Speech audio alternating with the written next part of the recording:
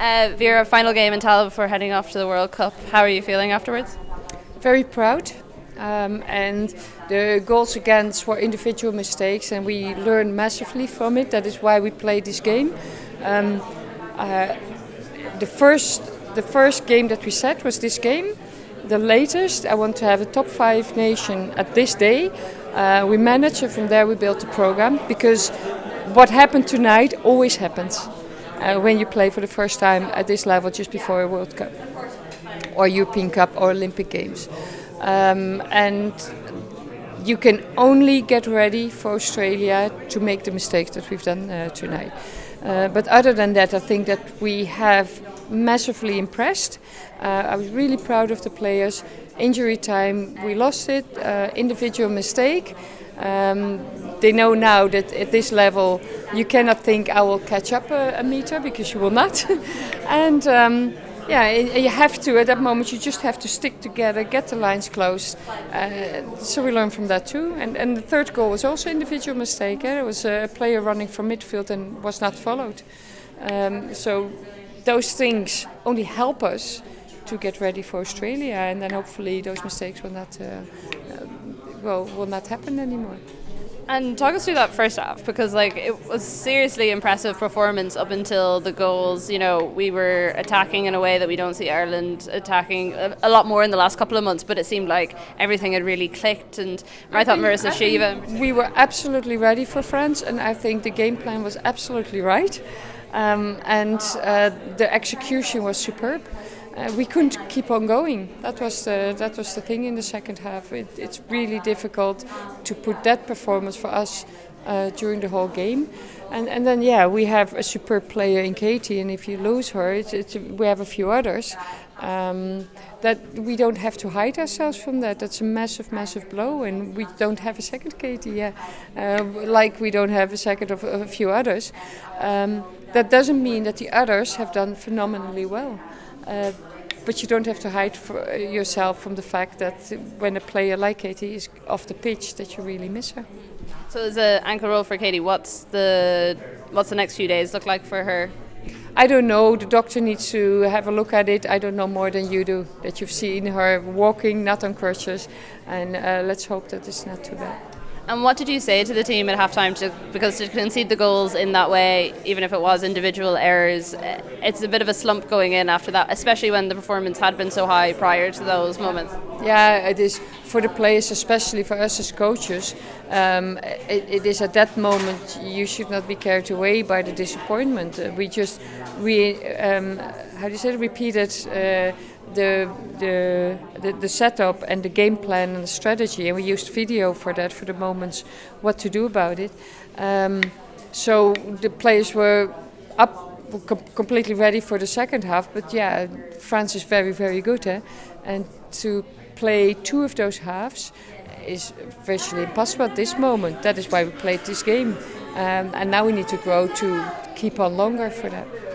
And how do you achieve that with the team? How do you make sure that it doesn't come to the end of the first half and we're collapsing? To learn from it, that you really have to keep concentrating. The moment you need to get your concentration go is the moment there's an injury or the ball is out, or that you for a moment just let your concentration go and don't grab it again, because you can only keep your concentration for about 20 minutes. So there must be a moment that you let it go and then refocus. And you can only feel that against opponents like France. There was a bit of confusion on the sidelines. It looked like whenever Amber was going to come on and then she didn't. Could you explain what happened there? The rule is, as far as I know, but let's see if things have changed. The rule, as far as I know, that you have 3 moments to sub. And the moment we want to put Amber on together with Abby, that moment Megan Connolly was cramping, and we cannot take any risk. We cannot get a hamstring injury now. So at that moment I said, well, Abby on, because Sinead was already off. But then the referee said, listen, you don't have an extra... No, because you've subbed already 3 times. I said it 3 times in the second half. I really think you make a mistake now. I said, as far as I know, it's 3 in the second half, and it doesn't matter how much you did in the first half. And she said, no, 3 in total. So Evelyn, the team manager, came and she said also no, it's 3 in the second half. She said that's not what we agreed, so then you have to go with the referee. But then if you put Abby on, you cannot sub a player. So Diane Caldwell had to get ready. And that was the confusion. And then Amber had to get off because we subbed already. I had to be back on the bench because we subbed already 6 players because of that. And was there anyone that stuck out for you in particular that you thought put in a particularly impressive performance? I think it's been a collective, very, very good performance in the first half. And in the second half, we have to learn, under the circumstances with this wind, that you cannot, under this fatigue, you cannot fool around in your own penalty box. You have to get that. You have to then step over to another strategy and play more opportunistic, because otherwise you get the problems over you. And that is what we've learned from the second half. Interesting night. Very good performance in the first half until those 2 goals. Obviously, great night for yourself, player of the match. How are you feeling? Yeah, I mean, result 1-0. 3-0, you don't want to see that. You don't want to walk off the pitch and have played that 90 minutes, especially the 9 minutes we put into that game and see that result. So that, of course, that I feel like we have to recognize and we have to walk away and we have to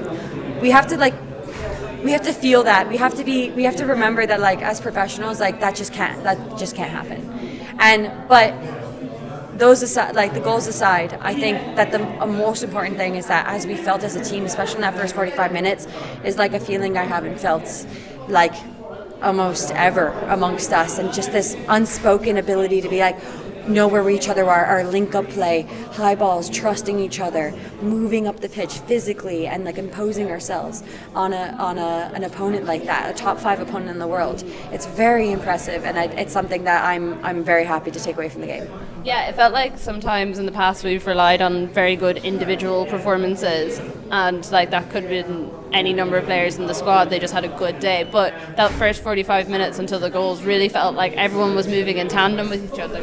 Yeah, I'm glad that you felt that too. I've been as I'm doing interviews, I'm trying. It's really hard to describe because it's almost this it's this unspoken ability to trust that when a ball comes into me, I know where a pocket player is going to be. Trust that when Lou passes or picks up a ball, I know she wants to go along with it, and I know Katie wants to whip a ball down the line, or she wants to pull it back around, and you can see those little moments add up to so much confidence and so much ability to move up a field and move up a pitch, which you have to celebrate that, and you have to take those little wins in order to be successful in these kind of environments.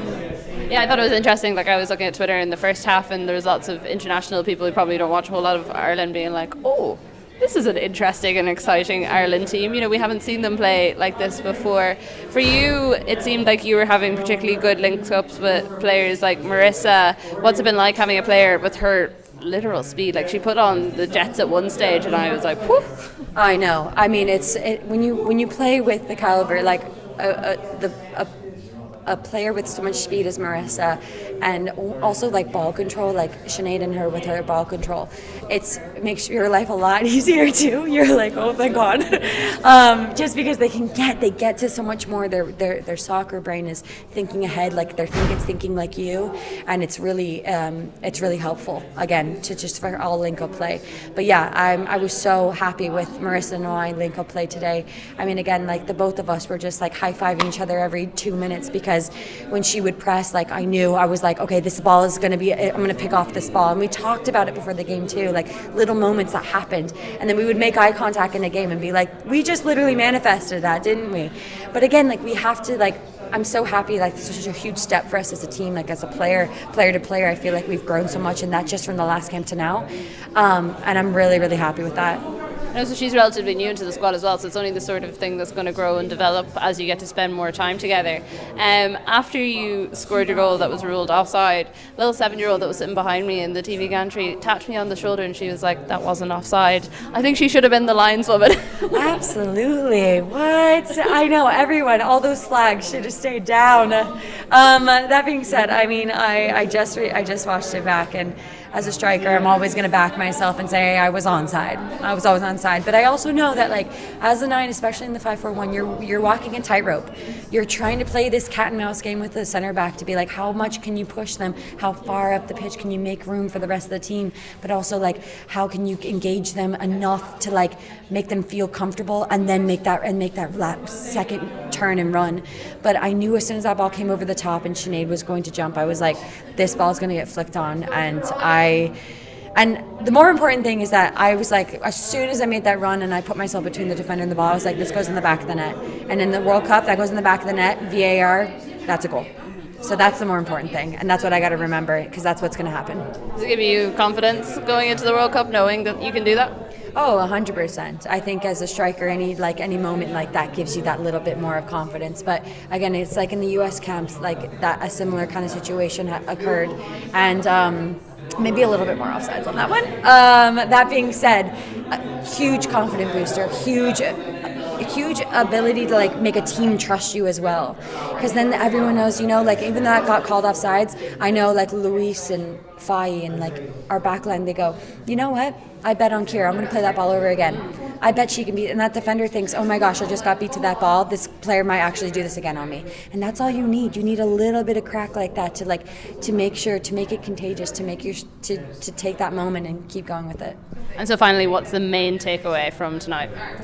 The main takeaway, I'd say, is remembering that in the big 5 moments of games, big first 5 minutes of any half or start of a match, the last 5 minutes of a match, or a half, and 5 minutes after a goal, that's when we have to be the most Irish, the most gritty, the most relentless, the most obnoxious. Like, that's when you celebrate when the ball goes out for a throw-in and we win the throw, and you celebrate that.